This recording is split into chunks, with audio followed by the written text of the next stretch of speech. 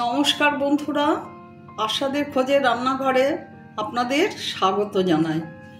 আজ আমি রান্না করব সজনে ডাঁটা দিয়ে, আলু দিয়ে, পোস্ত দিয়ে, সর্ষে দিয়ে নিরামিষ তরকারি। দেখুন, সজনে ডাঁটা এইভাবে কেটে নিয়েছি, কেটে ভালো করে ধুয়ে নিয়েছি। আলু এইভাবে কেটে ভালো করে ধুয়ে নিয়েছি।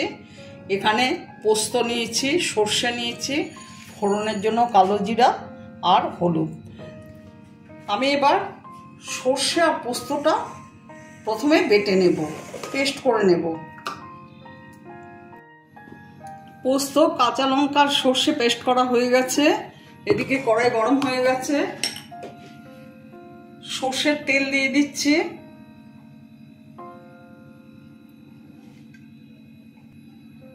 কাঁচা লঙ্কা দিয়ে দিলাম, কালো জিরা দিলাম,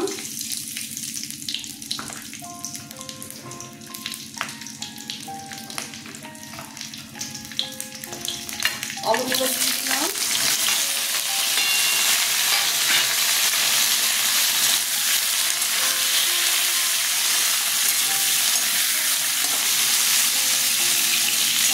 সজনে ডাঁটা দিয়ে দিলাম,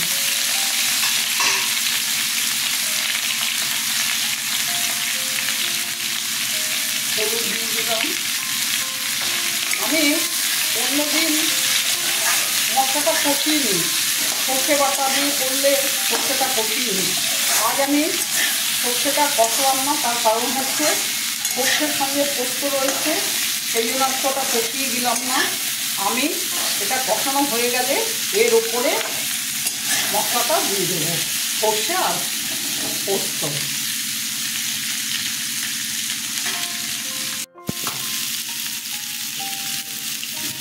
আমি এখন সর্ষে, পোস্ত আর লঙ্কা বাটাটা দিচ্ছি।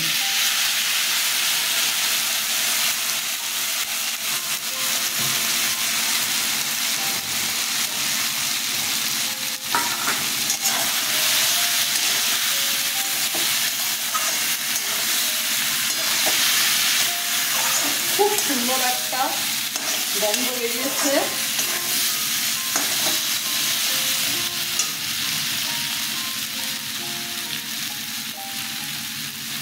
আন্দাজ মতো নুন দিয়ে দিলাম,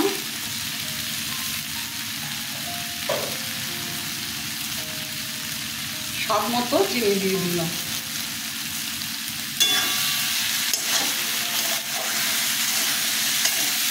এই তরকারিটা আমি একটু মিষ্টি মিষ্টি করি, আপনারা চাইলে কম মিষ্টি দিয়ে করতে পারেন। আমি এটা নিরামিষ দিনের জন্য নিরামিষ সবজি করছি।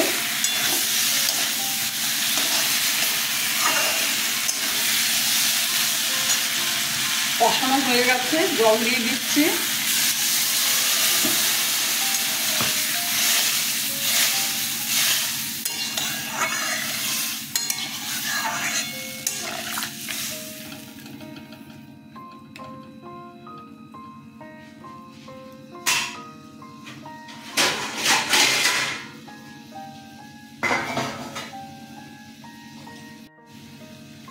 আর একটু জল দিয়ে দিলাম।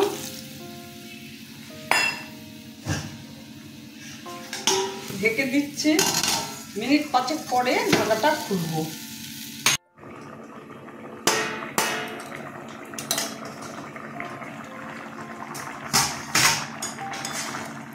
দেখুন, ফুটতে শুরু করেছে আর এত সুন্দর একটা ফ্লেভার বেরিয়েছে, সত্যি বলছি। পোস্তর মাধুর্যই আলাদা।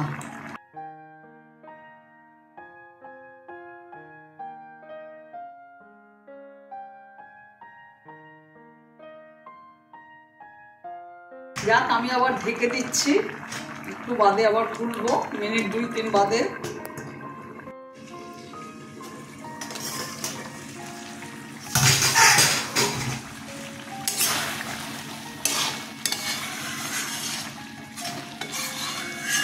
আপনারা নিশ্চয়ই এইভাবে রান্না করে খান।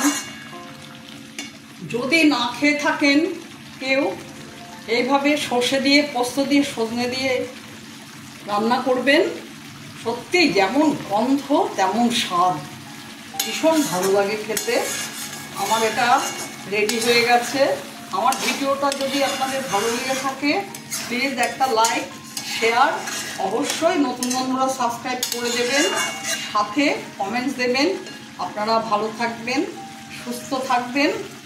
আমার ভিডিওটা দেখার জন্য আপনাদের ধন্যবাদ। দেখুন এটা কেমন, কতটা শুকিয়ে দিয়েছি। এইভাবে রান্না করবেন। আমি এখন গ্যাস অফ করে দেব, 2 মিনিট পরে সার্ভ করে দেব।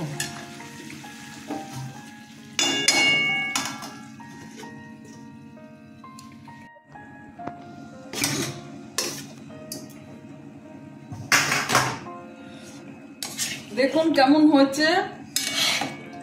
আমি এখন সার্ভ করে দেব।